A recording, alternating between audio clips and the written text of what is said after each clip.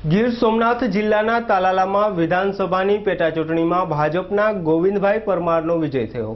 ગીર સોમનાથ જિલ્લાના તાલાલા વિધાનસભાની પેટાચૂંટણીમાં વેરાવળ ખાતે મતગણતરી ચુસ્ત બંદોબસ્ત વચ્ચે ચાલુ કરવામાં આવેલ હતી, જેમાં શરૂઆતથી 1 થી 15 રાઉન્ડ સુધી સતત કોંગ્રેસ આગળ રહી હતી।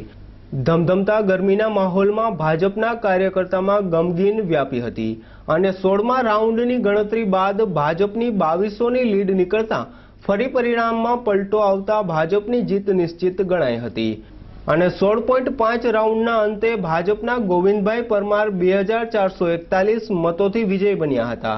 ભાજપના કાર્યકર દ્વારા વિજય સરઘસ, ફટાકડાની આતશબાજી, અબીલ ગુલાલ સાથે ભાજપના કાર્યકરો ઝૂમી ઉઠ્યા હતા।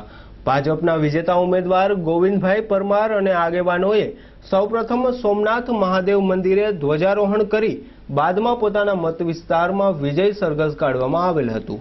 અહેવાલ ગીર સોમનાથથી મિતેશ પરમાર। આજે આ ભારતીય જનતા પાર્ટીનો તાલાળા 91 વિધાનસભાનો વિજય એ અમારી પાર્ટીના સૌ નાના મોટા કાર્યકરોનો વિજય છે। કાર્યકરોની મહેનત રંગ લાવી છે। કોંગ્રેસની પરંપરાગત આ સીટ અમે આંચકી લીધી છે। પૂરો આત્મવિશ્વાસ હતો, અમારા કાર્યકર્તાઓને આત્મવિશ્વાસ હતો કે સૂત્રાપાડા તાલુકો આવશે। સૂત્રાપાડા તાલુકો અમારું ઘર કહેવાય, તાલાળા તાલુકા છે સામેના ઉમેદવારનું ઘર કહેવાય, એટલે સ્વાભાવિક જ છે ક્યાંક નાને મોટું કોઈને શરમ ન રહે એમ સૂત્રાપાડા તાલુકાને જ્યારે ગણવાનો બાકી હતો ત્યાં સુધી અમારા કાર્યકરોને પૂર્ણ વિશ્વાસ હતો। વિકાસ એ અમારી પાર્ટીનો મુદ્દો છે, એમાં વિકાસની બાબતમાં કાંઈ નહીં ઘટવા દઈએ।